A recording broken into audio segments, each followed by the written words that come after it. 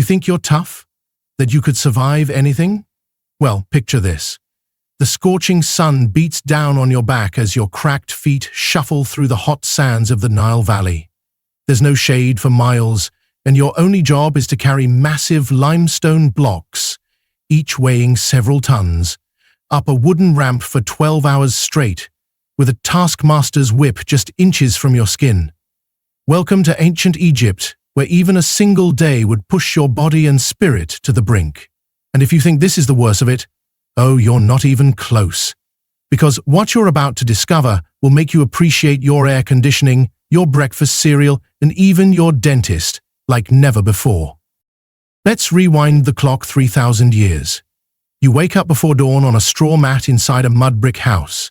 Your bed, infested with fleas. Your room, choked with dust. You try to breathe, but the smoky air from last night's fire still lingers, and your only meal to start the day is some stale bread with a splash of warm, murky beer. No hot shower, no toothbrush, just the smell of sweat and the taste of sand. Hygiene wasn't just minimal in ancient Egypt, it was practically non-existent for commoners. You're already covered in grime, and the sun hasn't even risen. The Nile floods every year, bringing life to the land, but it also brings disease. Lots of it. Parasites lurk in the water. So do crocodiles. You want to cool off? Think again. One wrong step in the reeds, and you're lunch. But avoiding the water doesn't save you from sickness. Flies swarm everything, and infections from tiny cuts quickly become fatal. Tooth decay is rampant from all the grit in your bread. Your mouth aches constantly, and there's no such thing as anesthesia. If a tooth needs to come out, it's ripped out, raw, by someone whose medical knowledge came from reading spells carved into stone. And speaking of spells, magic ruled every aspect of Egyptian life. If you were sick, you didn't see a doctor, you saw a priest. You'd be given an amulet and told to recite a chant 100 times. Even childbirth, one of the most dangerous parts of a woman's life, was a gamble. Without modern medicine, many mothers and infants didn't survive. The gods were everywhere. Ra in the sky, Osiris in the afterlife, Anubis at the tomb. But they weren't forgiving. One misstep, one broken taboo, and your soul could be devoured by the monstrous Amit in the afterlife. But you're not dead yet. You still have a full day of labor ahead. If you're lucky, you're a farmer. That means hours in the blazing sun, bent over, cutting wheat by hand with a curved blade. Your back throbs, your feet bleed, and your reward? A share of the grain that will mostly go to the temple and the ruling elite. You keep just enough to survive. If there's a drought or a bad flood, your entire village suffers. Famine is never far away. If you're not lucky, you're a builder or slave. You work with the threat of physical punishment looming over every movement.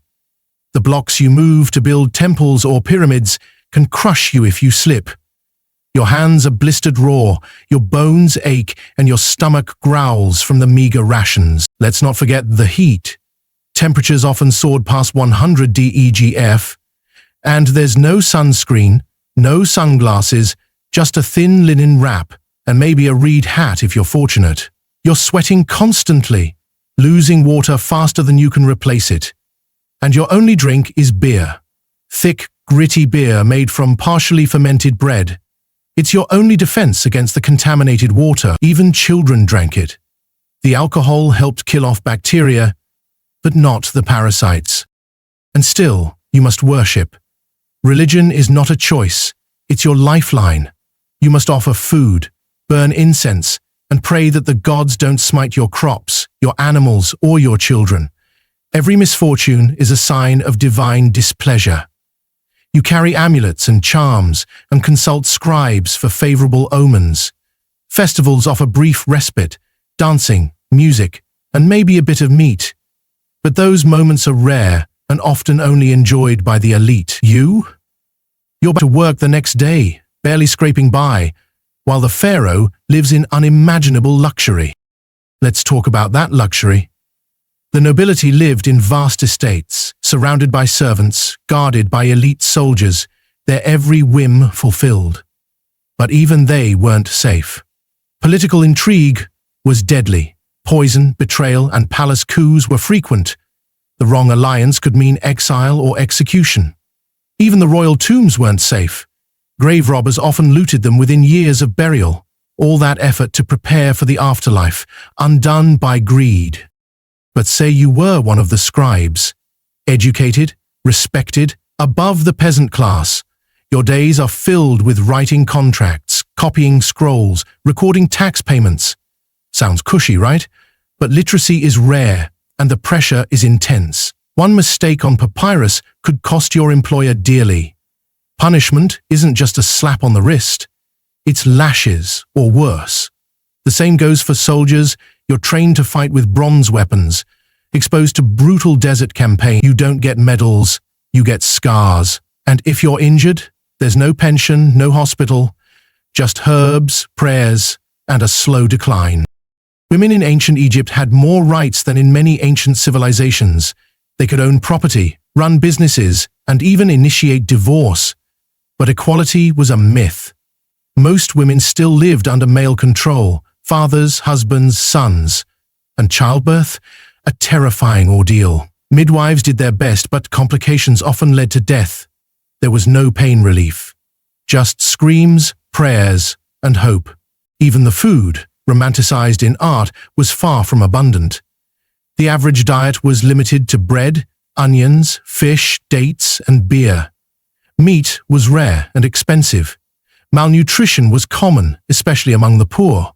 Children grew up stunted, many dying before age 5. Disease, hard labor, and accidents thinned the population long before old age could. The streets of Thebes or Memphis were crowded and loud. Markets buzzed with gossip, haggling, and livestock. The stench of animal waste, human sweat, and rotting fish was overwhelming. Sanitation was rudimentary. Waste was thrown into the streets. Infections spread like wildfire. And the gods? They needed constant appeasement. Every eclipse, drought, or stillbirth was a reason to panic. Was the afterlife angry? Were the spirits restless? Death was the great obsession. Egyptians spent their entire lives preparing for it, saving for tombs, commissioning statues, preserving their bodies. Mummification was gruesome. Organs removed, brains scooped out through the nose, body dried and wrapped with care. If you were poor, your mummification was rushed, your tomb modest, your chances of reaching the field of reeds uncertain. Wealth could buy eternity. Poverty could damn you to oblivion. Still want to visit ancient Egypt? Think again. Tourists today marvel at the pyramids, the temples, the golden sarcophagi, but few realize the blood, sweat, and misery behind them. For every elegant carving, there are 1,000 crushed fingers, broken backs, and silent screams lost to time. This civilization gave the world incredible achievements: mathematics, astronomy, architecture, but it came at an enormous cost. Yet somehow it endured. For over 3,000 years, through invasions, famines, and dynastic collapses, the civilization of the Nile persisted. It reinvented itself again and again.